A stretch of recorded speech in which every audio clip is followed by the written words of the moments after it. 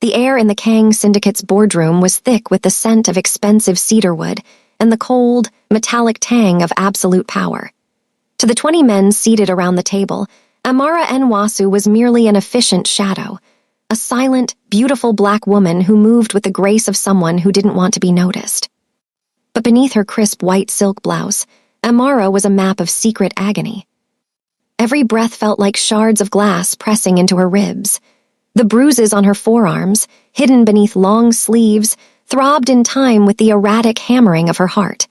She gripped the edge of the mahogany table, her dark knuckles turning a ghostly gray as the room began to tilt. "Don't fall," she pleaded with herself. "Don't let the dragon see you bleed." At the head of the table, Kang Junhyuk sat with the lethal stillness of a loaded weapon. His intense, unreadable gaze was fixed on the city skyline, but he didn't need to look at Amara to feel her presence. To the world, he was a monster. To Amara, he was the man she had spent months serving in silence, secretly memorizing the sharp line of his jaw and the way the intricate Mafia tattoo climbed up his neck like a warning.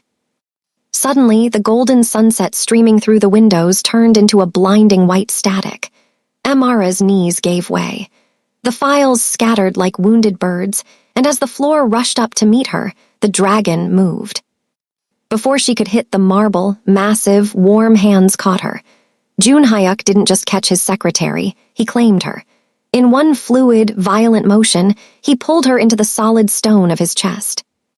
"Amara," his voice, usually a cold blade of authority, cracked with a raw, desperate edge. As he reached to check her pulse, his thumb caught the fabric of her sleeve, pulling it back.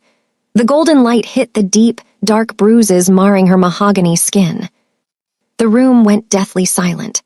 The syndicate lieutenants watched in shock as the man who never showed emotion let out a low, guttural growl that sounded less like a man and more like a predator finding its mate wounded.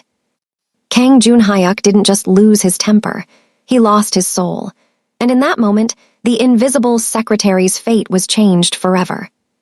"Hello, family. Before we proceed, I would love to ask us a question.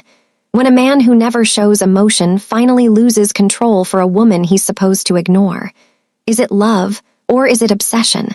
What do you think Junhyuk's next move will be?" Comment where you are watching from in the comment section, and subscribe to this channel if you are new here. Now let's dive into the story. Kang Junhyuk did not wait for the body to strike the floor. The sound of the files scattering, a dry, rhythmic fluttering of paper against mahogany, was the only warning the room received before the air seemed to shatter. He moved with a predatory grace that defied his heavy, tailored frame, his chair skidding back with a harsh screech against the marble. Before Amara could succumb to the gravity that had been pulling at her soul all morning, she was anchored. Junhyuk's hands, massive and radiating a terrifying heat, clamped around her waist and shoulders. He didn't just catch her, he hauled her against him, her head falling into the hollow of his neck, her dark curls tangling in the sharp lapels of his charcoal suit. For a heartbeat, the boardroom was a tomb. The high-ranking lieutenants of the Kang Syndicate sat frozen, their breaths held. They had seen Junhyuk order executions with a flick of his wrist. They had seen him walk through blood without blinking. But they had never seen him touch anyone with this kind of desperate, jagged urgency. "Amara." Junhyuk's voice was a low vibration against her temple, a sound of raw, unpolished fear that none of his men recognized.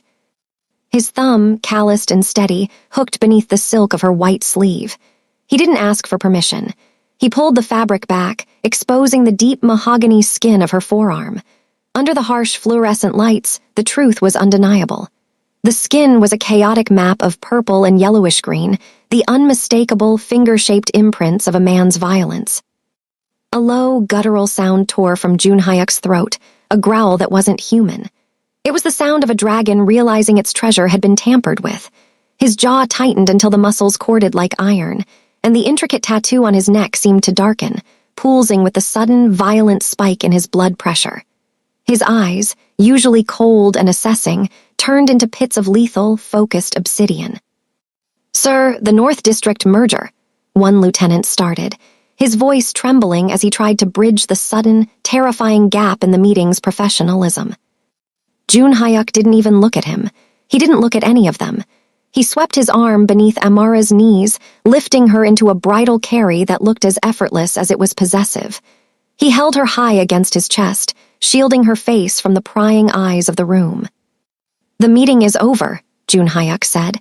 His voice was no longer a cold blade, it was a death sentence. "If anyone leaves this room before I return, they leave without their head." He turned and strode toward the double oak doors. He didn't wait for his security detail to open them. He kicked them wide, the heavy wood thudding against the walls like a thunderclap. Every step he took through the office was a declaration of war.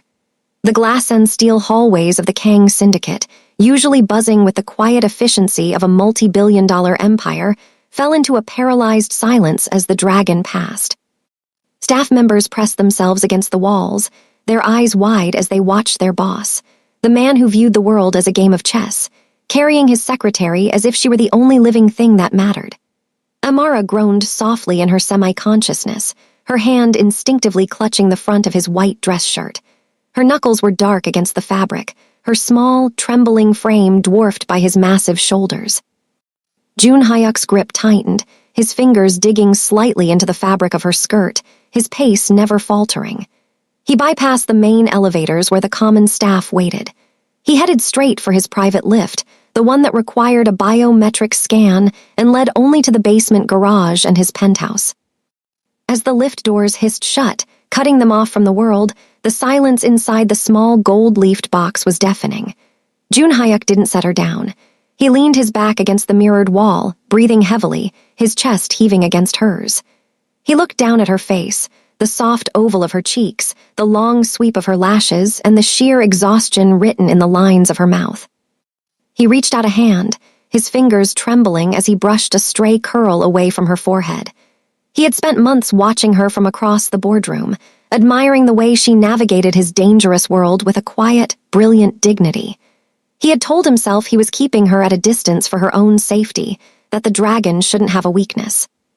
He had been wrong. By keeping her at a distance, he had left her unprotected. The lift chimed as it hit the garage level. His black armored sedan was already idling, the exhaust a low, menacing hum in the shadows. His lead driver, a man who had served Jun Hyuk for a decade, stepped out to open the door but stopped dead when he saw the look on his employer's face. It wasn't the look of a businessman. It was the look of a man who was ready to watch the city burn. Jun Hyuk climbed into the back, still refusing to let Amara go. He sat in the middle of the leather bench, pulling her onto his lap and tucking her head under his chin. He wrapped his suit jacket around her, covering the white blouse and the ruined sleeves, hiding her shame within his own shadow. "Drive," he barked, his voice echoing in the enclosed space of the car. "To the penthouse, and call Dr. Han. Tell him if he isn't waiting at the private entrance when we arrive, he will never practice medicine again." As the car tore out of the garage and into the neon-soaked streets of Seoul, Jun Hyuk stared out the window. The city lights blurred into long, vengeful streaks of red and gold. He didn't know who had done this yet. He didn't know the name of the man who had dared to put his hands on Amara and Wasu. But as he felt her shallow, pained breath against his neck, a cold, absolute certainty settled in his bones. Whoever it was, they were already dead. They just didn't know it yet. The dragon wasn't just losing control. He was reclaiming what was his, and he would tear the world apart to ensure she never had to hide a bruise again. The silence of the private medical suite was a sharp, clinical contrast to the chaotic roar of the city outside. Nestled in the highest reaches of the Kang Syndicate's headquarters, the rooms smelled of ozone, sterile linen, and the underlying scent of Jun Hyuk's cedarwood cologne. He did not call for a nurse. He did not wait for his head physician to arrive. Instead, Jun Hyuk placed Amara on the edge of a pristine white examination table with a gentleness that bordered on reverence. Amara's consciousness flickered back to the surface, her eyelids fluttering against the harsh overhead lights. The first thing she felt was the heat, radiating from the man standing between her knees. Jun Hyuk had discarded his suit jacket, his white shirt unbuttoned at the collar and sleeves rolled up to his elbows, revealing forearms corded with tension. "Stay still," he murmured. The cold, razor-edged CEO was gone, replaced by a man whose voice was a low, desperate rasp. He reached for a tray of antiseptic and soft gauze, his movements methodical yet trembling. When he reached for the hem of her sleeve, Amara instinctively flinched, a small, pained whimper escaping her parched throat. Jun Hyuk froze. His eyes met hers, obsidian pits of focused intensity, and for a moment the air in the room seemed to vanish. "I will not hurt you, Amara," he whispered, his thumb grazing the pulse point at her neck. "Never you." With a precision that spoke of a man used to handling both delicate glass and deadly weapons, he began to peel back the fabric of her blouse. As the deep brown of her skin was fully revealed, so too was the extent of the horror. The bruises were fresh, a sickening symphony of violet, blue, and mottled yellow that wrapped around her ribs and arms like a cage. Jun Hyuk's breath hitched. A dark, visceral sound started deep in his chest, a growl of pure, unadulterated fury. As his anger spiked, the intricate dragon tattoo that wound up his neck and disappeared into his hairline seemed to come alive. The ink appeared to pulse against his light ivory skin, the dragon's tail twitching as the veins in his neck stood out, thick and strained. He was a monster trying to remember how to be a man, his internal battle written in the jagged lines of his ink. He dipped a cloth into warm water and began to dab at a particularly dark mark on her shoulder. The touch was feather-light, almost a caress. Amara watched him through a haze of exhaustion and confusion. She had spent months thinking this man was a glacier, a figure of stone and steel who barely saw her as more than a machine that processed his files.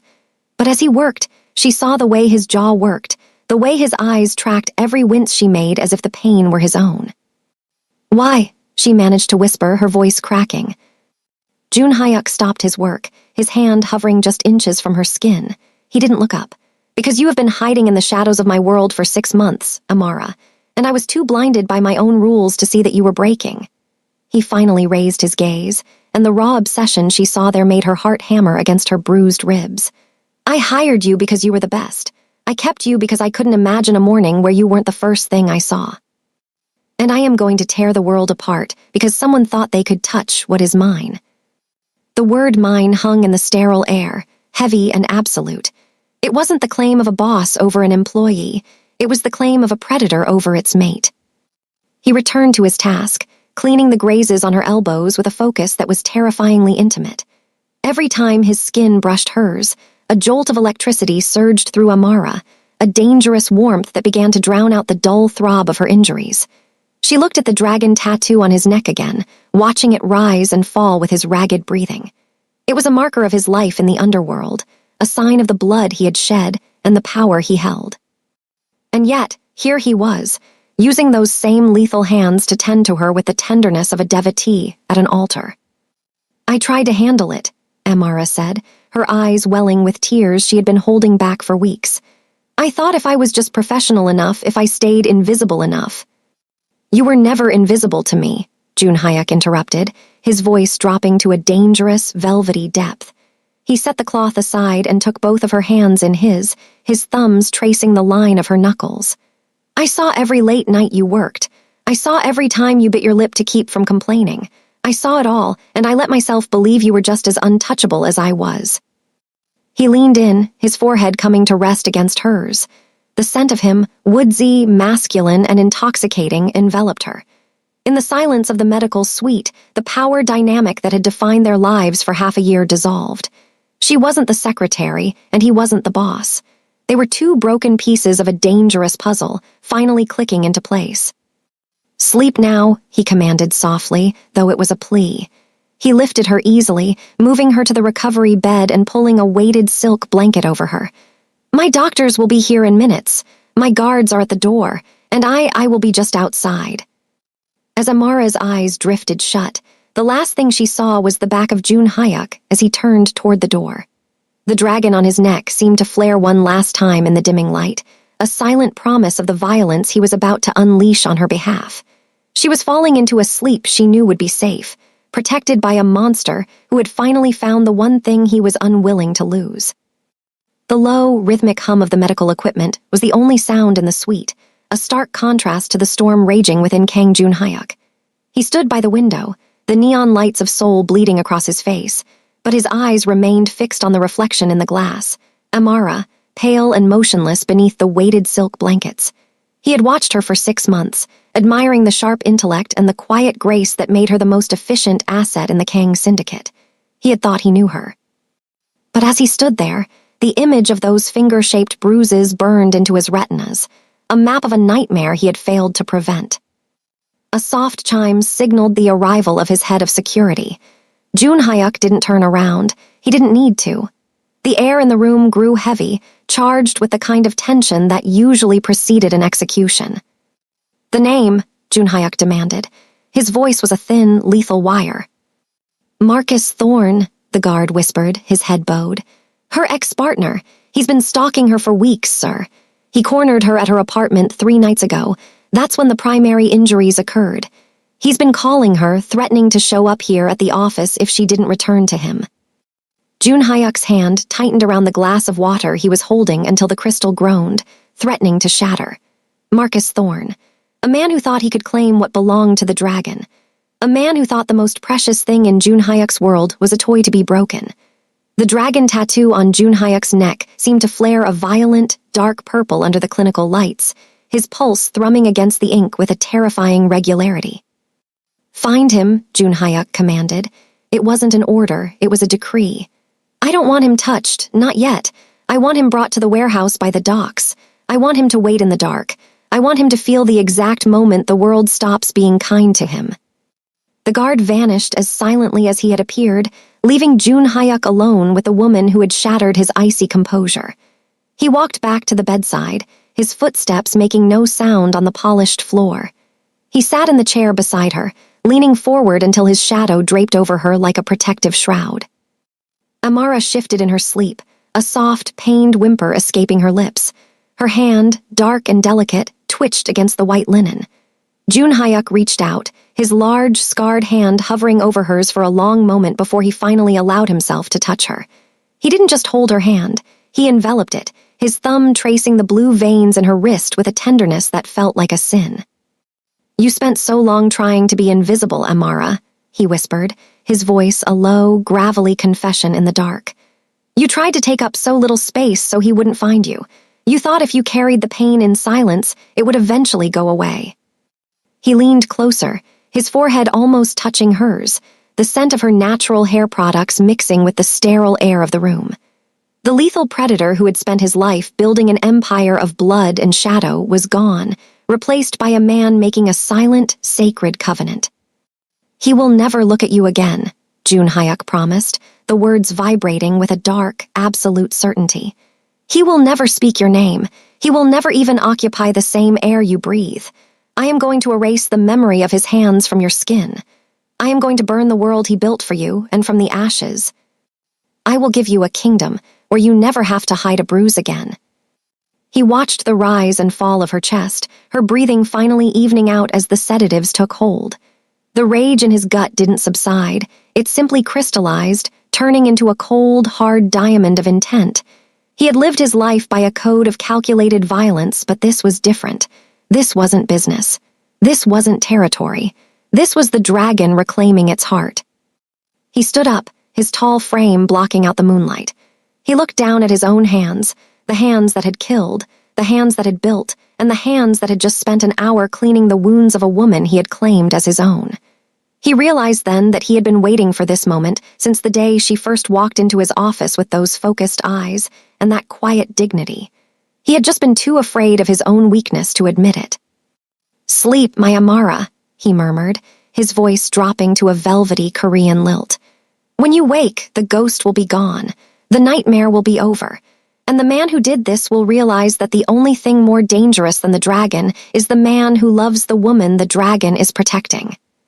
He turned toward the door, his jaw set in a hard, unforgiving line. As he stepped out into the hallway, his security details snapped to attention, sensing the change in him. The corporate mask was gone. The glacier had melted into a river of fire. He walked toward the private lift, his mind already miles away, at a dark warehouse by the docks where a man named Marcus Thorne was about to learn the true cost of touching a king's treasure. The unspoken vow was sealed. The hunt had begun. And as the lift doors closed, Jun Hyuk's eyes burned with a light that suggested he wouldn't stop until the very memory of Amara's fear was incinerated in the flames of his vengeance. The transition from the heavy, drug-induced sleep to consciousness was like rising through deep, dark water. Amara's senses returned in fragments. The scent of expensive sandalwood, the hum of a high-tech climate control system, and the absolute, velvet silence that only exists in the penthouses of the ultra-powerful. When she finally forced her eyelids open, she didn't see the sterile white of the medical suite. Instead, she was staring at a ceiling of smoked glass that reflected the shimmering, distant lights of the Seoul skyline. She was in the clouds. Amara tried to shift, but her body felt heavy, pinned by a strange sense of security she hadn't known in years. As she moved, the dull throb in her ribs reminded her of why she was here, but the sharp, biting agony had been numbed. She realized then that she was lying in a bed larger than her entire studio apartment, wrapped in silk sheets that felt like cool water against her skin. Then she felt a presence. She turned her head slowly, the movement cautious. In the corner of the vast, dimly lit master suite, a single designer lamp cast a warm, amber glow over a leather armchair. There, still dressed in the white shirt from the boardroom, now wrinkled and unbuttoned halfway down his chest, sat Kang Junhyuk. He wasn't sleeping. His long legs were crossed at the ankles, and a crystal glass of amber liquid sat untouched on the side table. He was leaning back, his head resting against the leather, his intense gaze fixed directly on her. The shadows played across the sharp, angular lines of his face, making the dragon tattoo on his neck look like a living thing curled against his throat. "You're awake," he said. His voice was a low, gravelly rasp that vibrated through the quiet room, sounding as though he hadn't spoken in hours. "How long?" Amara whispered, her own voice sounding small and fragile in the cavernous space. "It's 2:14 a.m., he replied, checking the heavy gold watch on his wrist without looking away from her. "You've been under for 10 hours. The doctor said the exhaustion was as dangerous as the trauma. Your body simply gave up." Amara pushed herself up into a sitting position, clutching the silk duvet to her chest. The movement caused her sleeve to slip, revealing the neat bandages Junhyuk had applied himself. Seeing him there, in the dead of night, watching her sleep with the focus of a sentry, made her heart skip a beat, not out of fear, but out of a sudden, overwhelming intimacy. "You stayed," she noted, the realization hitting her with the weight of a physical blow. "You've been sitting there all night." Junhyuk stood up, his massive frame unfolding with a predatory grace. He walked toward the bed, his movements slow and deliberate, as if he were approaching a wounded animal. He stopped just inches from the edge of the mattress, the heat radiating from him cutting through the cool air of the penthouse. "I find I have little taste for sleep when my house is in disorder," he said, though the look in his eyes told a different story. It wasn't about the house. It was about her. He reached out, his hand hovering near her face before he tucked a stray curl behind her ear. His touch was electric, his thumb lingering for a second too long against her jawline. "I told you, Amara, you are no longer invisible. That means I don't look away anymore." Amara looked up at him, seeing the dark circles under his eyes and the raw, protective fury that he was trying so hard to suppress for her sake. For 6 months, she had seen him as a glacier, cold, distant, and immovable. But here, in the middle of the night, she saw the fire beneath the ice. "Mr. Kang." "Junhyuk," he corrected softly, his voice dropping to that dangerous, velvety lilt that made her toes curl. "In this room, there is no chairman. There is no secretary. There is only a man who failed to see his greatest treasure was being tarnished, and the woman who is going to let him make it right." He sat on the edge of the bed, the mattress sinking under his weight. He didn't move to touch her again, but the proximity was enough to make her breath hitch. He looked out at the city lights, his jaw tightening. "This place is a fortress," he murmured, more to himself than to her. "No one enters without my thumbprint. No one leaves without my word. You will stay here until the marks on your skin are gone and the fear in your eyes is replaced by something else." "And what would that be?" Amara asked, her voice gaining a sliver of its usual strength. Junhyuk turned back to her, his dark eyes searching hers with an intensity that felt like a brand. "Power," he said simply. "The kind of power that comes from knowing that the most dangerous man in the city would burn it to the ground just to keep you smiling. You've spent too long being afraid of a small man, Amara. It's time you learned what it feels like to be loved by a monster." Amara felt a tear escape and track down her cheek. She didn't wipe it away. For the first time in 3 weeks, the martyr complex she had carried like a shield began to crumble. She looked at the man who had caught her before she hit the floor, and for the first time she didn't see a boss or a mobster. She saw a sanctuary. "Thank you, Junhyuk," she whispered. He didn't respond with words. Instead, he took her hand, his massive palm engulfing hers, and pressed his lips to her knuckles. It was a silent, dark promise kept in the clouds of Seoul, a vow that the nightmare was over and a new, more dangerous dream was just beginning. The golden glow of the city continued to wash over the room, casting Junhyuk's silhouette in sharp relief against the floor-to-ceiling glass.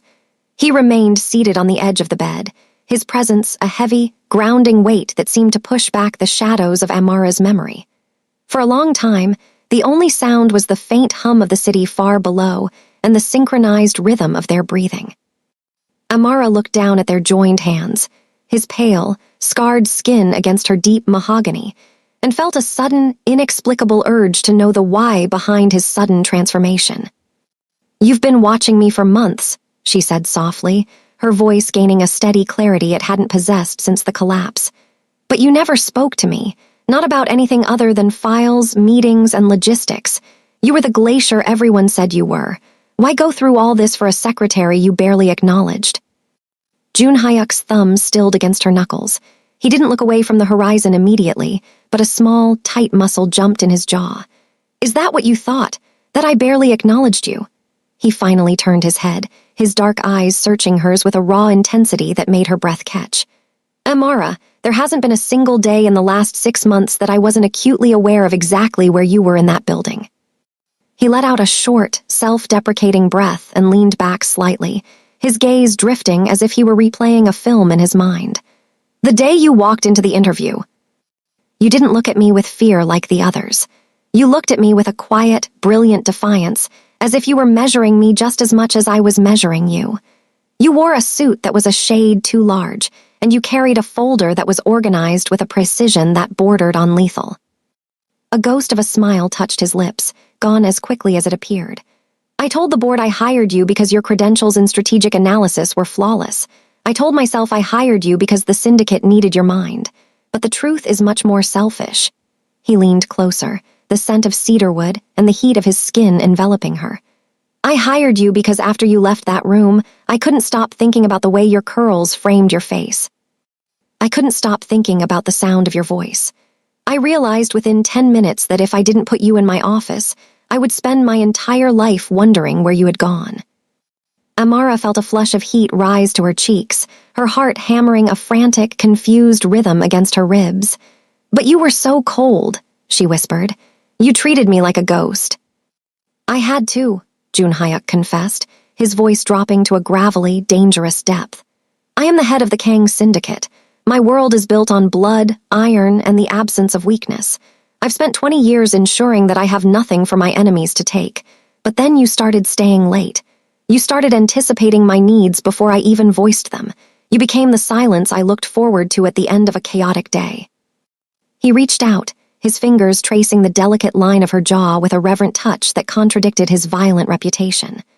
"I watched you from the head of that table, and every time you bit your lip or adjusted your sleeves, I wanted to reach out and pull you into my space. But I knew what I was. I knew that the closer I brought you to the center of my life, the more danger would follow you. I thought if I stayed cold, I could keep you in the light while I stayed in the dark." He looked down at the bandages on her arm, his expression darkening into that familiar, protective fury. "I thought my distance was your shield. I was so busy protecting you from my world that I failed to see the monster lurking in yours. I was arrogant, Amara. I believed that because you were under my roof, you were safe. I didn't realize that by keeping you an invisible secretary, I was leaving you vulnerable to someone who didn't deserve to breathe the same air as you." Amara reached out, her fingers tentatively brushing the dragon tattoo on his neck. It felt warm, the skin beneath it pulsing with a life of its own. "You're not a monster, Junhyuk. A monster wouldn't have spent 10 hours in a chair watching a woman sleep." "Don't romanticize me yet, Amara," he warned, though his hand covered hers, pressing it more firmly against his neck. "The man who cleaned your wounds is not the man who is going to deal with Marcus Thorne, but you need to understand one thing before the sun comes up. He leaned in until their noses touched, his eyes burning with a possessive, soul-deep obsession. "From the moment we met, you weren't just a secretary. You were the only thing in this city that felt real to me. And now that the mask is off, I am never putting it back on.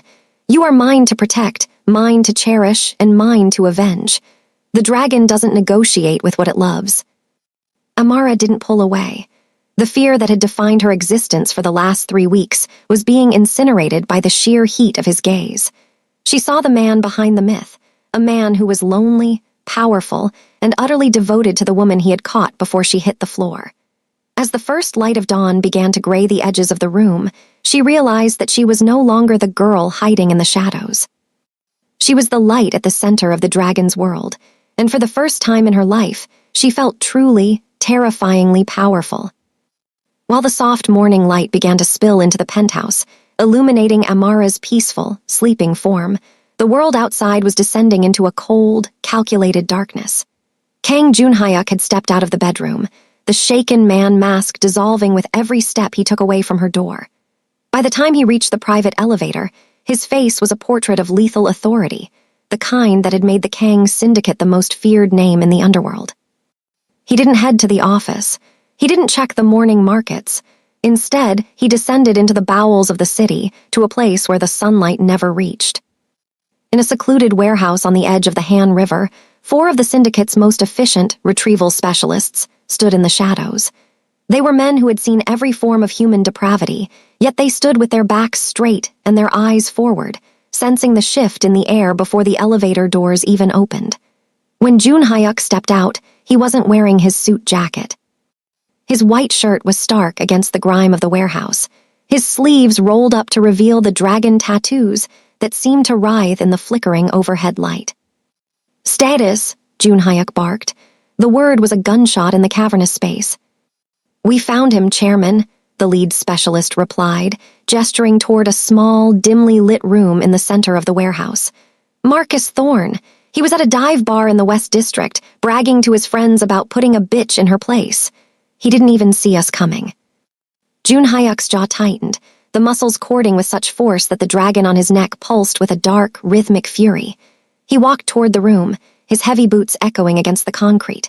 Through the reinforced glass of the door, he saw him, a man who looked remarkably ordinary.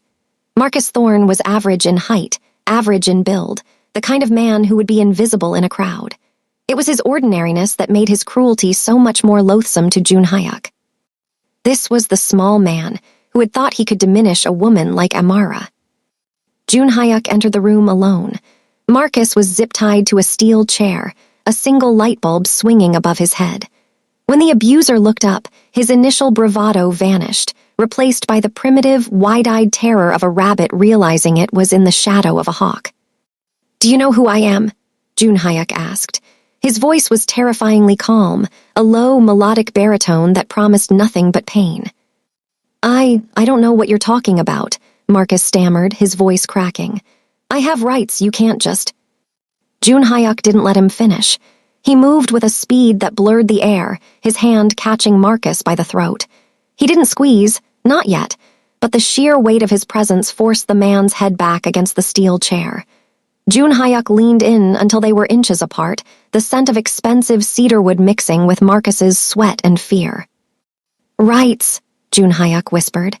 "In my world, the only right you have is the right to breathe until I decide otherwise.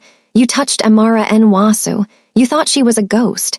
You thought she was someone who could be broken because she was quiet." Junhyuk's grip tightened just enough to make Marcus's eyes bulge. The dragon tattoo on Junhyuk's neck was centimeters from the abuser's face, a silent witness to the carnage that was coming.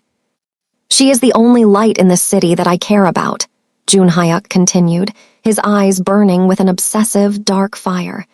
"And you treated her like dirt beneath your feet. You didn't just bruise her skin, you tried to steal her dignity. That is a debt that cannot be paid in cash."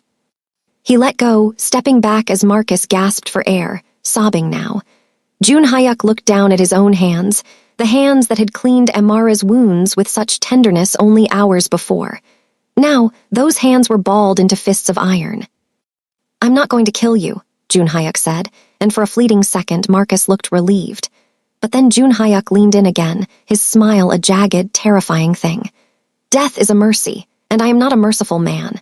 You are going to spend the rest of your very long life wishing you had never heard her name. My men are going to take everything you own, your job, your home, your reputation. And then they are going to ensure that every time you close your eyes, you see the dragon. Jun Hyuk turned his back on the sobbing man, signaling to his guards. The lethal authority of the syndicate was now in motion. It wasn't just a physical beating, it was a systematic dismantling of a human being. By the time the sun reached its zenith, Marcus Thorne would be a ghost, a man erased from society by a predator who had found his reason to hunt. As Jun Hyuk walked back to the elevator, the cold rage in his chest began to settle into a hard, protective diamond. He checked his watch. It was nearly time for Amara to wake up. He needed to wash the scent of the warehouse off his skin. He needed to be the cold boss who was slowly becoming her sanctuary. He had unleashed the monster to protect the queen, and as the elevator climbed back toward the clouds, Jun Hyuk knew that the hunt was just the beginning. He wasn't just venging her past, he was clearing the path for their future. The dragon had claimed its heart, and the world was finally learning that some things are too precious to ever be touched. The transition from the velvet luxury of the penthouse to the cold, industrial dampness of the syndicate's secure holding facility was a silent one. Jun Hyuk sat beside Amara in the back of the armored sedan, his hand never leaving hers. He didn't treat her like a porcelain doll to be shielded anymore. He treated her like a sovereign. He had dressed her in one of his own oversized cashmere sweaters and soft leggings, a physical manifestation of his protection, but his gaze remained fixed on her with a new, somber respect. He wasn't just her savior today, he was her enforcer. When the car hissed to a stop inside the underground bunker, the air grew heavy with the scent of wet concrete and old iron. Jun Hyuk stepped out first, extending a hand to help Amara onto the gravel. He leaned in, his voice a low, private vibration against her ear. "You told me once that you wanted to handle your own life," he murmured, his thumb tracing the fatting bruise on her wrist. "In my world, justice isn't a gift given by the state. It is a choice made by those with the courage to claim it. Today, the power is yours. I am merely the weapon you choose to wield or sheath." Amara took a steadying breath, the chill of the bunker settling in her lungs. She followed him through a series of heavy steel doors, the lethal authority of the Kang Syndicate snapping to attention as they passed. Jun Hyuk led her to a small, darkened observation room. Behind a pane of one-way glass, Marcus Thorne sat zip-tied to a chair, looking like a shattered fragment of the man who had terrorized her. He was disheveled, his eyes darting frantically toward the door he couldn't see through. He looked small, pitiful. Jun Hyuk stood behind Amara, his massive frame a shadow that enveloped her, his hands resting lightly on her shoulders. The dragon tattoo on his neck was a dark, pulsing witness to the moment. "He is stripped of everything," Jun Hyuk stated, his voice devoid of emotion. "His name is erased from the professional world. His debts have been bought by my firms. He has no home to go to, no allies to call. He exists only because I have allowed him to take another breath." He paused, his grip on her shoulders tightening just a fraction, a silent reminder of his devotion. "I can make his disappearance permanent. Or I can let him live in the ruin I have created for him, knowing that if he ever looks in your direction again, the earth will swallow him whole. Speak, Amara. How do you want to close this book?" Amara stared at the man who had made her feel like a ghost in her own skin. For 3 weeks, she had lived in the shadow of Marcus's cruelty, believing she was weak because she was hurt. But as she looked at him now, guarded by a man who ruled an empire, she realized the truth. Marcus hadn't attacked her because she was weak. He had attacked her because he was terrified of her strength.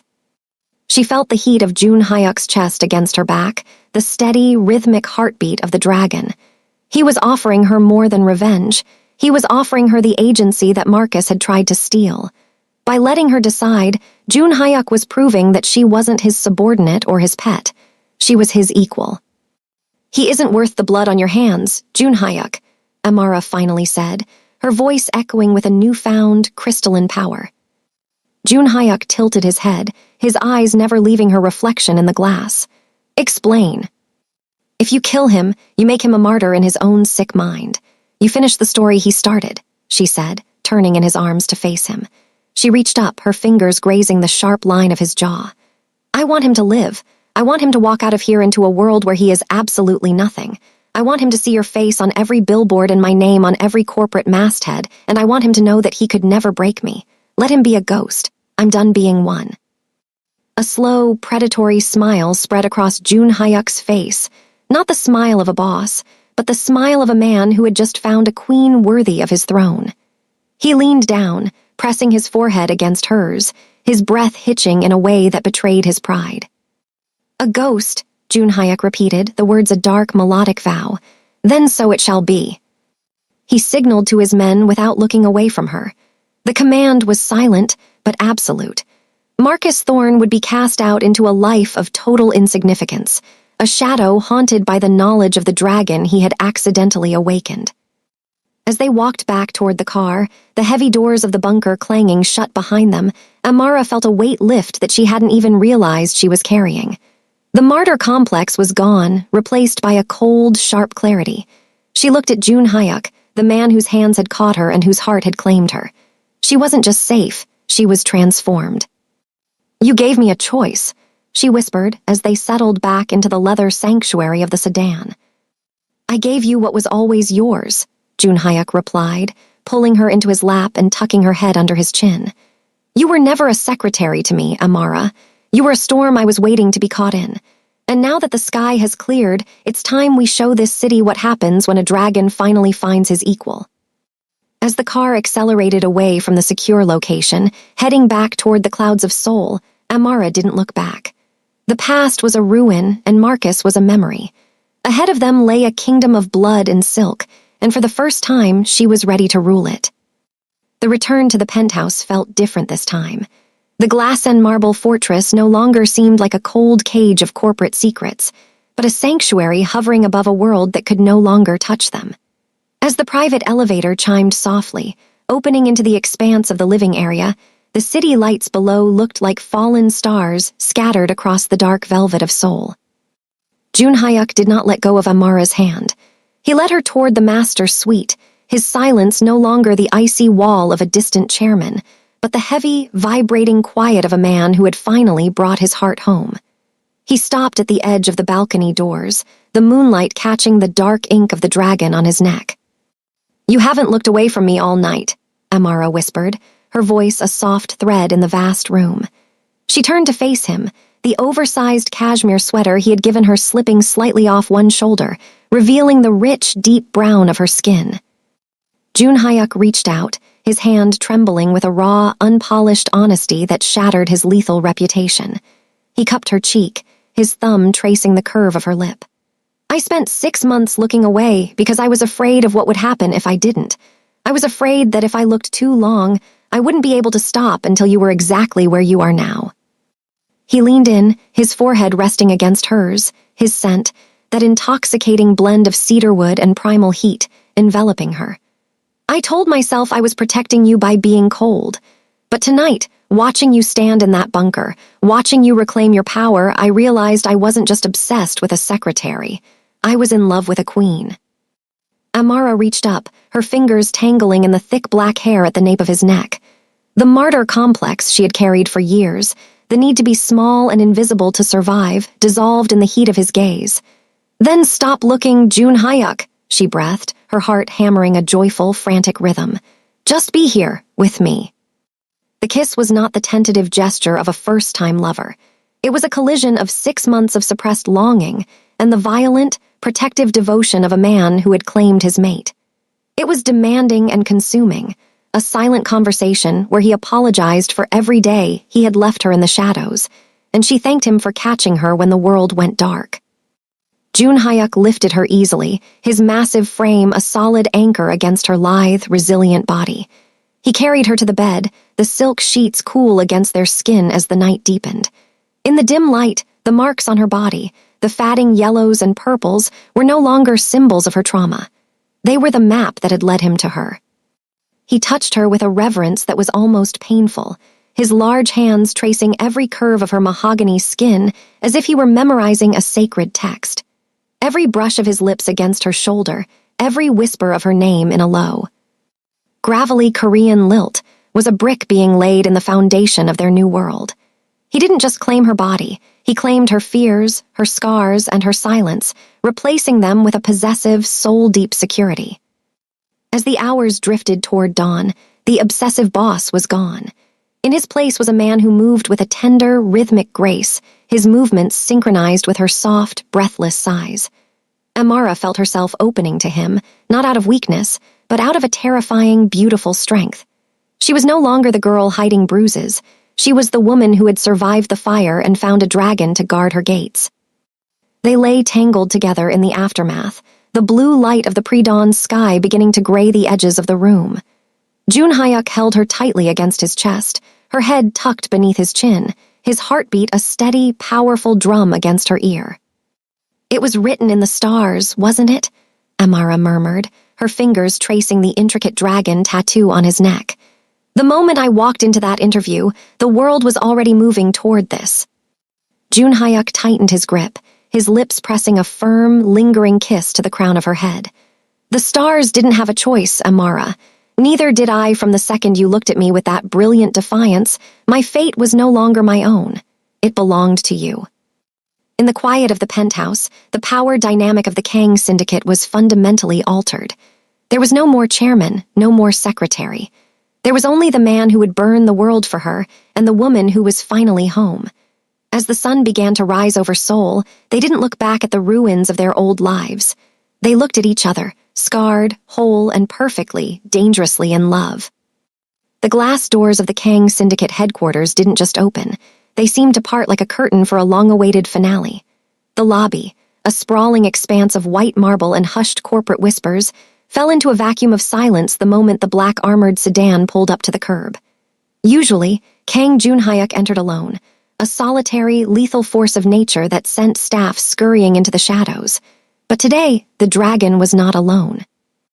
The heavy car door was opened not by a valet, but by the head of security, who stood at a rigid attention that felt more like a royal salute.